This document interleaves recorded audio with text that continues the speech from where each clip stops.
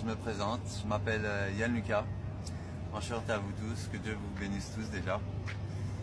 Enfin, je viens vous témoigner de ce que Jésus a fait pour moi, aussi petit, aussi misérable que je peux être, et ce grand roi est là et est venu dans ma vie.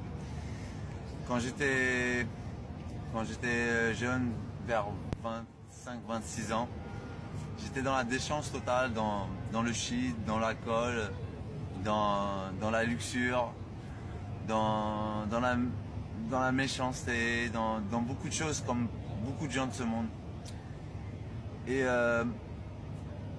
les circonstances de la vie fait que des fois on perd pied. Je me suis retrouvé à la rue, je suis resté presque 4 ans à la rue. 4 ans de rue qui ont été pour moi un cauchemar et en même temps une révélation. C'est pour ça que je viens vous témoigner de ce qu'il a fait à travers cette situation. Cette situation pour moi était un cauchemar dans le sens où je n'avais pas de famille auprès de moi pour pouvoir me soutenir. J'avais 2 enfants que je ne voyais pas, que je ne pouvais ni chérir ni voir. Je n'avais pas d'amis pour même me soutenir ou m'encourager ou m'aider à sortir de cette situation. Le temps passait et malgré tout que j'étais dans la déchéance et le péché, j'ai toujours prié Dieu mais sans connaître la révélation de Jésus. Et je priais tous les soirs, malgré que je dormais ou sur un banc ou par chance de nuit de tel par-ci. Et chaque soir je priais Dieu et je demandais pardon et je disais merci d'être encore en vie même si j'étais écœuré de cette vie. Et au bout de presque 4 ans en fait, j'en pouvais plus, j'étais épuisé de toutes ces épreuves, de cette vie qui pour moi n'avait aucun sens. Et un soir, avant de m'endormir, j'ai dit à Dieu, j'ai dit, écoute, je sais que le suicide c'est l'enfer. Je sais que je vais partir et tu vas pas me sauver si je me suicide. Je savais déjà ça dans mon cœur, mais je connaissais pas la parole, je connaissais pas Dieu, même si je le priais. Et j'ai fait cette prière à Dieu en disant, écoute Dieu, tu veux pas que je me suicide parce que c'est l'enfer.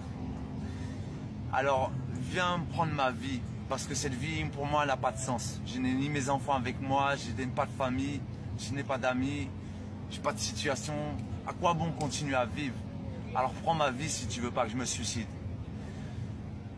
Et un jour passe, 2 jours passent, 3 jours passent, jusqu'à que j'oublie même la prière que j'ai faite. Une semaine passe, un matin je me lève et j'étais dans un foyer d'urgence, c'est les foyers SDF.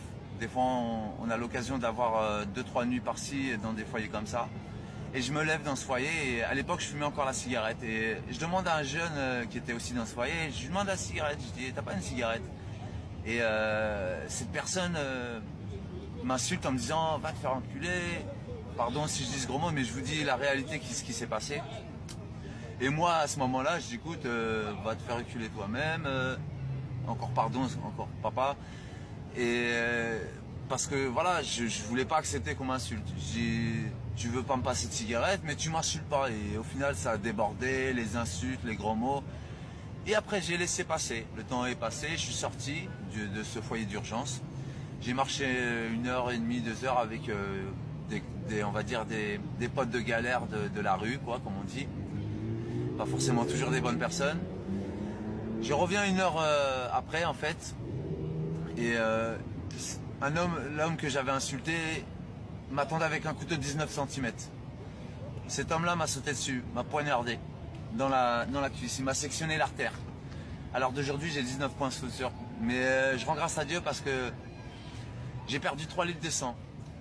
Et au moment que mon cœur commençait à s'arrêter, parce que j'ai été réanimé 2 fois, au moment que mon cœur commençait à s'arrêter, j'ai commencé à réaliser la prière que j'avais fait 1 semaine auparavant, en demandant à papa de retirer ma vie parce que je voulais pas me suicider. Et j'ai dit maintenant c'est trop tard, mais en même temps je me rendais compte que Dieu était bien là et qu'il venait me répondre. Et j'ai fermé mes yeux, on m'a réanimé une première fois, ils m'ont réanimé une deuxième fois et je me suis réveillé 38 heures après en salle de réveil. Je pensais que j'allais mourir quand j'ai fermé les yeux. Et quand j'ai rouvert les yeux en salle de réveil, j'ai eu une voix qui est venue dans ma tête et dans mon cœur qui me dit, tu vois, et j'étais en vie. Dieu m'a sauvé. À travers son fils Jésus, il m'a sauvé. Et par la suite, 6 mois se sont passés, j'ai refoulé ce témoignage qu'il avait fait dans ma vie. Et une mère est venue me voir en me demandant, Yann, viens à l'église, ça va te faire du bien, tu vas pouvoir aller mieux, Jésus va faire pour toi. Et je dis, écoute, malgré ce qu'il a fait, qu'est-ce qu'il a fait réellement pour moi? J'ai pas de famille, j'ai pas mes enfants, j'ai rien. Mais malgré tout, j'ai suivi cette sœur, cette mère, et j'ai été. Pendant 3 mois, les jours sont passés, j'ai pas donné mon cœur. Et à un moment, je dis, bon, on va arrêter de jouer, mon Dieu. Je dis, si réellement Jésus est sauveur, moi j'ai 2 enfants. J'ai un enfant qui s'appelle Ethan, j'ai un enfant qui s'appelle Mehdi. Si tu veux me sauver, moi, sauve mes enfants d'abord. On était mardi. Le jeudi est arrivé, moi j'ai pas pu aller au culte. Cette mère m'appelle alors que mon fils était avec mon ex-compagne à l'église. Mon fils de 4 ans et demi s'est levé dans l'assemblée et s'est présenté devant le pasteur et lui a donné son cœur. Le soir même, cette maman m'a appelé et m'a dit, Yann, il faut que je t'annonce quelque chose. Elle ne savait pas la prière que j'avais faite, mais moi je l'avais dit à personne, j'avais même jeté comme une pierre dans l'eau. Et ce jour-là, quand elle a appelé, j'étais effondré de crainte et en même temps de joie parce que je voyais qu'il y avait un réel sauveur. C'est pour ça, mes frères et sœurs, je vous assure, ce Dieu est bien vivant. Il a écouté ma prière, il a écouté ce chantage que j'ai pu lui faire. Je ne vous dis pas de lui faire du chantage, mais testez-le, demandez-lui. Si tu doutes de ma parole, essaye-le, ça ne te coûte rien, ça ne te coûte rien. Si tu veux repartir en arrière, tu repars en arrière, mais sincèrement, il écoute toutes vos prières, il écoute vos pleurs, il écoute vos souffrances, il écoute vos malheurs, il sait vos erreurs et il ne va pas vous juger, il veut juste que vous reveniez à lui. Je vous en prie, je vous en supplie, je prierai pour vous, appelez-le, parce que c'est un Dieu vivant et ce n'est pas une fiction, ce n'est pas un Dieu accroché à la croix. En tout cas, soyez bénis mes frères et sœurs, que Dieu vous garde et vous dispose vos cœurs, dans le nom puissant de Jésus-Christ. Et je vous dis Amen.